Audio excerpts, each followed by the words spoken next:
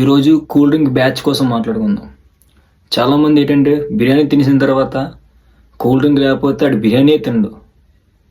అంటే ఆడు తినింది ఆడ కష్టపడి అరిగించుకోలేడు. అంటే ఓ అరగంట గంట ఉంటే అరిగిపోద్ది, అరిగించుకోలేడు. కూల్ డ్రింక్ తాగేయాలి, తాగేసి అరిగించుకోవాలి.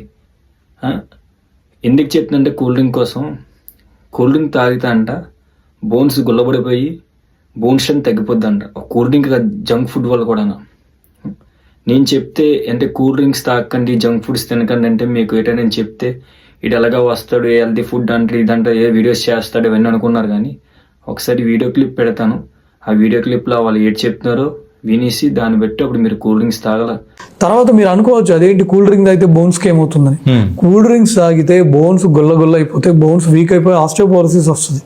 సో కూల్ డ్రింక్లకి ఎంత దూరంగా ఉంటే అంత బెస్ట్. తర్వాత ఈ ఫాస్ట్ ఫుడ్స్, ప్యాక్డ్ ఫుడ్స్ కూడా దాంట్లో చాలా కెమికల్స్ ఉంటాయి సార్.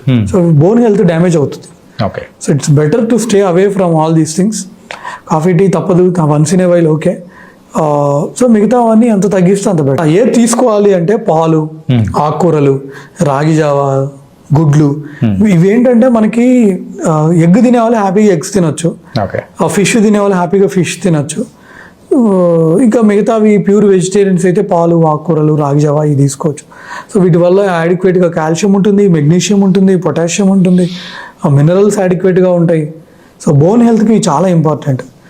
తాగండి పర్లేదు, కానీ ఇప్పుడు నువ్వు ఈ వయసులోనే తినింది అరిగించుకోకపోతే ఇంక 45-50 సంవత్సరాల తర్వాత నువ్వు ఇంకా తిన్నా వేస్టే.